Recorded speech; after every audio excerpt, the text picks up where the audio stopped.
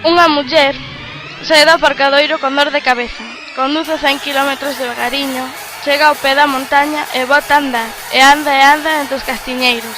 e anda onde os acibros, e anda e pouco a pouco a cabeza comeza a separarse do corpo, 1 centímetro, 2, 3, e anda, e a cabeza vai subindo e separándose dos ombros, 1 metro, 2, e anda entre os carballos, coa cabeza á altura das copas, e anda, e a cabeza sobe e pasa entre as nubes baixas, e anda polo prado e a cabeza vai entre as nubes altas, e anda polo camiño de pedra, e a cabeza comeza a baixar pouco a pouco,